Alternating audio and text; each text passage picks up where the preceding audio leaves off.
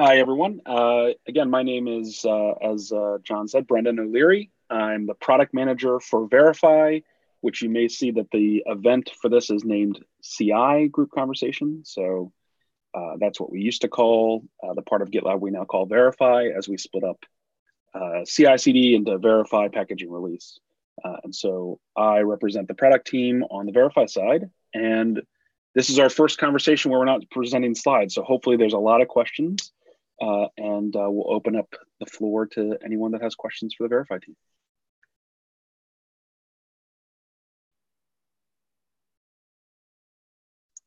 And if you're there, you can speak up directly, or there also is a document attached to the slides where you can add questions in right there. I know the calendar event was a little, I guess if everyone's here, they got the calendar event, but I'll post the slides in the chat as well, just in case.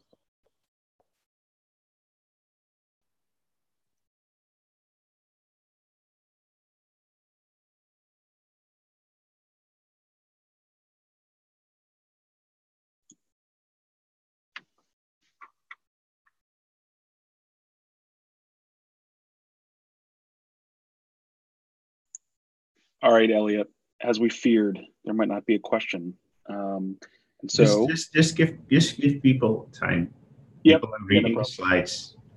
Yeah, no problem. Okay, in Amazon, meetings start, and there's the first 15 minutes obligatory scientists while people read the things. So don't feel the need to rush in. Yeah, no Actually, I have a question for you guys. I was curious, how are you determining how much to focus on the auto DevOps pieces versus the custom pieces of the Verify product? That's a good question. And it actually brings up an interesting point. So auto DevOps itself is not actually in Verify. We put auto DevOps into configure. But of course, auto DevOps uses Verify, right? Because what auto DevOps is at its core is a very well-written CI YAML file. So Daniel and his group kind of own where is auto DevOps going, but then an internal customer of ours, as they need Verify and the CI piece to work well to accomplish their goals. For the Verify group, our categories include both continuous integration, right, CI, and then a number of testing, right, categories. Most of which are new in 2019. And so we're trying to balance all the things we want to do to make continuous integration better with expanding the breadth of the Verify category into those testing categories. So you can actually read on the direction page, each of these has a vision, and you'll see that the vision for CI is rather large because we're going very deep, but there's also an MVC vision for each of the testing phases that I'd love feedback on because, like I said, most of those are new this year. And so we need as much feedback as possible. And we're working with quality. The quality team inside of GitLab is obviously a customer of ours as well for feedback, but we welcome feedback from everyone. Hopefully that answers the question, Kevin. Yeah, thanks.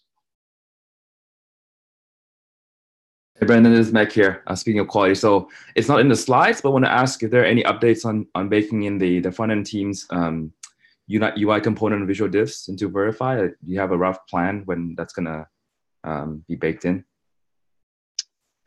I'm not sure. If you could link that specific issue, I could probably get more details, Mac. Sure. But yeah, I don't know off the top of my head. It's not in the next 3 releases as we can see planned here. So I'd have to look to tell you the details. Sorry.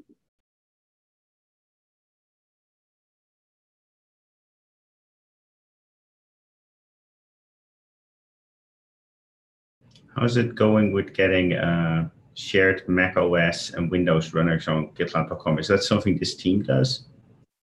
That's more on the infrastructure side.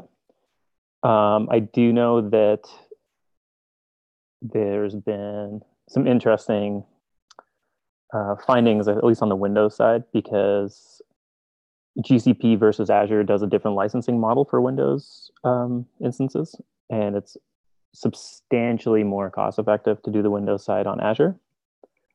But then there's a bit of a mess. It'd be much cleaner if we were kind of all in one cloud provider for that. So But most of that's an infrastructure project. But there's zero cloud providers offering Mac runners, right? You need to go to Mac Stadium or something, someone like that. So yeah, none of the major players are doing it. So you're right. I look forward to a future where we offer Raspberry Pis and IBM mainframes and everything in between. Yeah. This team, we need to kind of keep track of minutes used and things like that. Isn't that something this team builds? Correct. Yes. So, sorry, go ahead, Elliot. No, I was gonna say, yeah, that code is something we look at. And is that code ready for like different types of machines with different costs? Brendan, you were just looking at that, right? So no, yeah. I mean, it is and it isn't. It's not like ready to go. We can handle Windows. We can handle Mac OS. The code is there where it can be adapted to handle that once we decide how those costs need to be factored in. Does that make sense? Yeah, Jeremy and I were discussing, and I'll find them and link them in the document, Sid. So Jeremy in manage and fulfillment is taking lead on that, but is probably going to need help from Verify. As you mentioned, we own the part of the code that is going to be doing the counting of minutes. And so I will find those issues and link them in here, but there's been discussion about which is in which stage and what they need from Verify to get that done. But I'll link those issues in just a second. And I also linked in the infrastructure issues around Mac and Windows for you as well. Cool. And I think Jeremy actually owns an epic around that as well that I'll link in, that then has everything kind of what the plan is for all of that.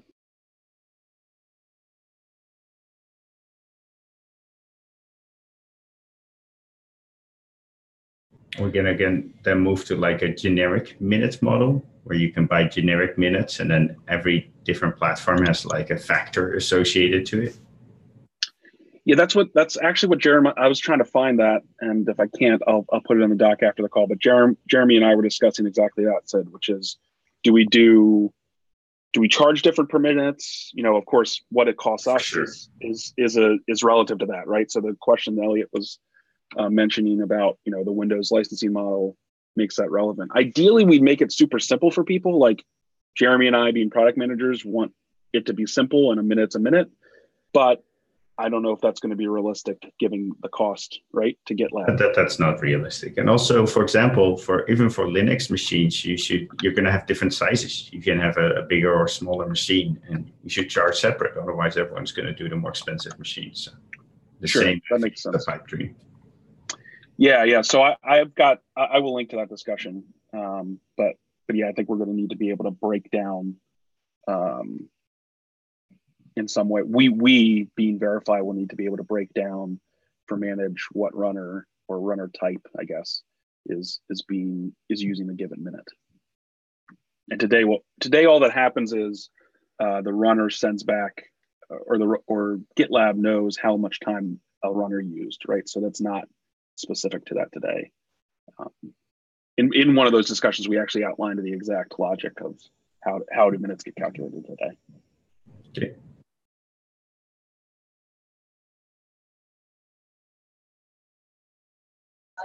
Hey, Brendan, this is Josh. I'm not sure if this is on the directions page or not, but one of the things that we found where I was at prior to GitLab was we wanted to execute our functional tests as a part of our Verify portion of our pipeline, if you will. And so we had to develop an in-house solution that would allow us to run our functional tests in parallel, kind of like we do on the GitLab runners today. Is that in plan? Like, do we plan to support any sort of like Selenium testing or Cucumber or anything like that in the direction?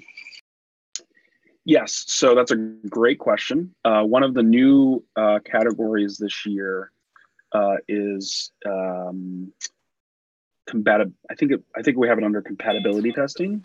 So there is a Selenium MVC ticket to be able to expose a Selenium view within CI.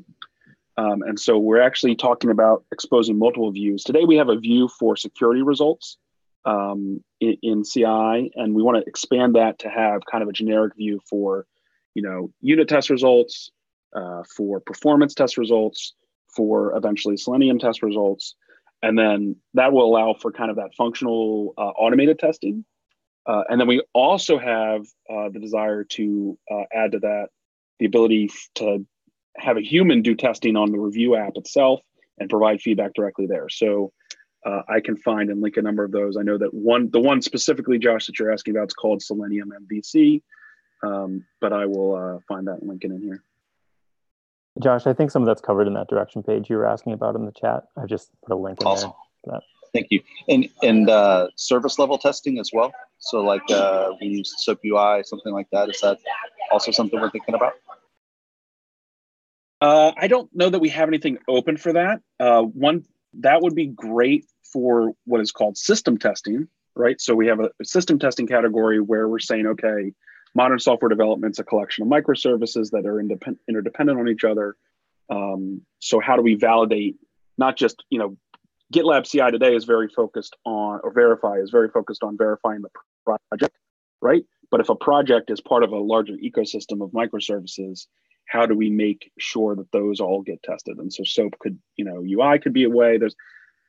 I'd love your feedback, Josh, on that vision for system testing Epic, because that's definitely one that we're still trying to figure out. Okay, what does it look like in the end? Right? Think big, then think small, and then how do we get there with small MVCs? So we'd love feedback on that issue, or that vision Epic. So if you go to the link that Elliot sent, the Verify direction page, you'll see one of the categories is system testing, and it has a vision Epic that I'd love your thoughts on. I'll check it out. Thanks, guys. So I posted my question in chat, but just to verbalize, the first challenge on the challenges, slide 7, is massive amount of open community contributions to GitLab Runner with limited capacity to address. I was curious if there's just any plans around addressing that challenge. Like, that's obviously a lot of potential functionality that we could be pulling in, and that could be really awesome. Do we have any idea how much that maps to like our roadmap in terms of bug fixes or feature contribution or anything? We're starting to get an idea of that. It's really, we need to go through and kind of do a triage. Some of them are quite old and are just need to be closed down. Like, they're not actively developed. They're maybe 2 years out of date. Some of them are really new bug fixes, and we need to just react on them quicker. So right now we're just trying to go through them and prioritize them. Brendan's been taking a look at them with like how they kind of speak to functionality we want to have, whether it's for the direction or if it's something super cool that's we haven't really thought of or had on our own roadmap. But yeah, right now, I mean, what we're going through is just kind of chipping away at going. If it was bugs, I'd use triage is probably the effective way of saying it. But it's kind of just going through and understanding what we've got in there beyond just the numbers. I don't know if you want to add anything to that, Brendan. Yeah, no, like Elliot said, it's not typically a product function to go through like community merge requests, but in this case, I think it's valuable given the volume, a valuable use of my time to say, hey, let's focus in on these things that'll help advance our direction. And so that's why I'm kind of trying to help chip in and do that there. And like Elliot said, some are really out of date, some are kind of anti-direction. The runner is something that there's a lot of community around, which is awesome, but then that also just means it's a lot to manage.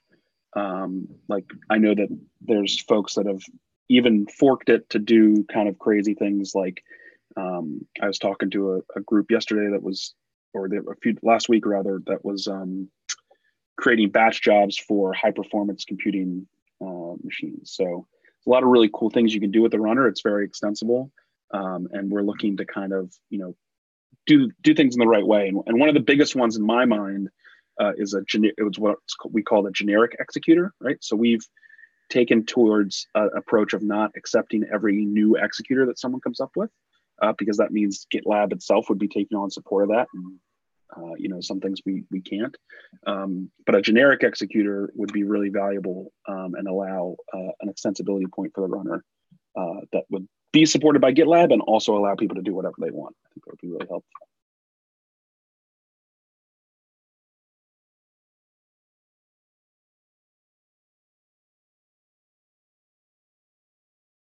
I have a question about the last sentence on slide 7. Frontend is growing and marking more issues as deliverable, which puts unintended pressure on UX. I don't understand. I thought UX would first make things UX ready and then frontend makes them. How does it work the other way around? Yeah, Sid, I can jump in on that. So that was kind of an unintended side effect of new front end folks that were joining, and we were coming up with some smaller UI issues for them to work on. And some of those needed UX work, and we weren't expecting those front end issues to actually need UX work. We assumed they were just kind of smaller front end only focused issues where UX had already been figured out. So when we pulled in some of those into this last release, we put unintended pressure on the UX folks because they did actually need some UX work to be figured out, and they weren't planned ahead of time on the UX from a UX perspective. So those folks had extra work. So we had to kind of go back through those and figure out which issues we could pull in that didn't actually need UX work. And so that led us to kind of reevaluate the UI polish label and make sure we're labeling issues appropriately. Okay, thanks. Sure.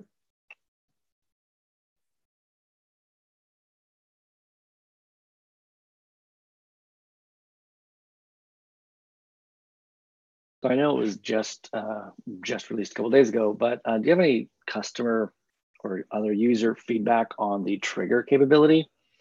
And I know that we had, basically API-based triggers a long time ago, but making it first class is a big step there, and people have been asking for a while. Just curious if you have any users. I don't have direct feedback, Mark, but I do have one that I'm going to be getting feedback from. So there's a large customer, a device manufacturer in the US that wants that feature, and then also is watching for some related features that I've kind of put under the umbrella of, like, again, making serverless first class in Verify. So triggered is step 1. Triggered by is coming this next release, which I think is an even bigger jump forward, and lets the downstream repository rely on the upstream rather than the upstream having to know about every single downstream. And then the pipeline dashboard, right? That's going to be coming. We're going to be adding to the operations dashboard, the pipeline dashboard, so you can see that kind of full cycle of all of the up to downstream pipeline movement. And then also you can now infinitely scroll the pipelines upstream and downstream from the view. So there's one customer I've been working with a lot on that feature, and they've got a lot of teams that they want to onboard to Verify as soon as all of this exists. So we will be getting direct customer feedback from that, and of course, welcome it from anywhere. But I know that I've had a relationship with this customer already, so I will have that, and I'll make sure that's part of our next. I'm saying this as I'm going to write it down too. I'll make sure that's part of our next group conversation. Cool. Well, speaking of triggered by, I'm curious about the naming on it. I can't help but I think I understand where the naming came from, but I can't help but think that it's written in past tense, like it's a status, not a command or whatever. I'm curious how that naming came about. That's a good question. I didn't name it. I have no idea. And I hadn't given that much thought to it. Yeah. It probably got named because trigger, right, came first. We will consider if that is the right name for it, or maybe open an issue about that. I think it's saying this pipeline that I'm writing, my GitLab CI YAML, is triggered by this pipeline, right? So if I'm writing my GitLab CE or YAML, it might be triggered by GitLab shell being tagged, right? But yeah, we'll open an issue to make sure that that's the most intuitive way to state that. Cool. And then one last question about triggering and whatnot. One of the big questions about the cross-project pipelines was about, I don't know if we have a better name for it, but the failure attribution part. Like if you trigger a pipeline and that pipeline fails, do you go back, fail the one that triggered it? Or, well, yeah, I guess that's the only direction. And are we starting to tackle that yet for either of these directional keywords? I know there are open issues. So there's a couple of things about pipeline status that I'm thinking about as we're kind of growing the complexity here. So one is, yes, should we or should we not, and how do we expose it to the user well? Hey, I triggered this pipeline downstream and it failed, right? And then also, now that we have introduced really I'm calling it the very smallest concept of multiple pipelines, because we have this only merge requests that really creates multiple pipelines and actually does it in a way that was confusing to even GitLabbers, which is not great. Fixing that. But all of those things mean now we need to have a more deterministic way of understanding pipeline status. So there's a couple of issues open around that, Mark, and I can try and link them in here. So the answer is, I don't think I have all the answers yet, but we're working on it, and we've got some iterations to only merge requests, some iterations to having multiple pipelines, having multiple pipelines, and then once we have true multiple pipelines, I think that all relates, right? And then we need to solve all that in the same way that makes intuitive sense to, I have multiple pipelines running because I have merge request pipelines, I have multiple pipelines running because I've defined multiple pipelines, or I have multiple pipelines running because I'm part of a larger ecosystem of projects. All those things need to be solved in an intuitive way that, again, I don't have the answer to today, but there's a bunch of issues where we're discussing how we're going to make that happen. Cool, thanks. One more question then. So you've outlined, what's going on up until 11.11. What are some of the big exciting things that are coming after that, the next few releases? Sure. That's a good question. So a couple of things. Again, I think true support for multiple pipelines and kind of a DAG-based pipeline is probably a big thing that we're going to look at tackling. The next release after 11.11 is 12.0, which makes you, want to release something big, although that's not how GitLab works, right? Like, we release every time. It just so happens that DAGs have fallen into that right now, which I think would be nice. We do sometimes shift things around for the yeah, marketing oriented here. Yeah, it wasn't marketing oriented. It was just how product got planned. I'm really hopeful that happens. Another big part that I'm really excited about is integrating load testing directly. So you can see in our direction today, we have this concept of the generic metrics report type. And that's going to really enable our internal teams that are worried about performance and memory for GitLab itself, track some of those metrics. It was in working with that internal customer that we came up with this concept. But then once we have that primitive of generic metric, I want to bring, let's bring K6 load testing or some sort of integrated load testing so it just works out of the box like our performance testing today can do. And I think that brings performance testing as a category closer to or to viable, which is a goal of 2019. I'm also really excited. We, again, need to really figure out what the minimal change is, but I think accessibility testing is something that we're really concerned about at GitLab, and we have the ability to bring that to the masses, right? In a way that we're trying to do with all that we do with GitLab CI/CD. Like, you should do unit testing every time. You should do code quality every time. You should do accessibility testing every time. And so I'm excited to get that built in some minimal way so that, it's part of auto DevOps. So accessibility testing should be part of auto DevOps. So I'd like to do that. Thanks. Hey, Brandon, it's Mac again. I did find the issue. So this is regarding the visual testing. It's in the doc, and I linked it in the chat as well. Great. Thanks, Mac. Yep. Visual regression testing. Yes. Okay. Yeah. So that's another thing I'm excited about getting to. You and I should talk if you think we need to speed that up as you're an internal customer and you get 10x priority. But yeah, I think that once we have Selenium and the concept of more built-in functional performance and visual testing, that this is an obvious next step. Cool. Thanks for the update.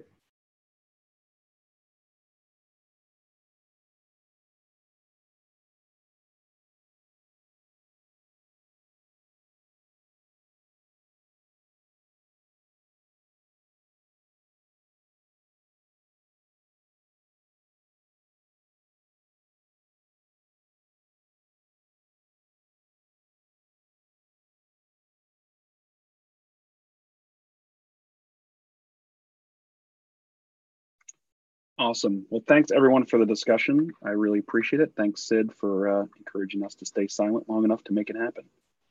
So I will see everybody on the company call and in G Verify if you need us. Thanks. Thank you.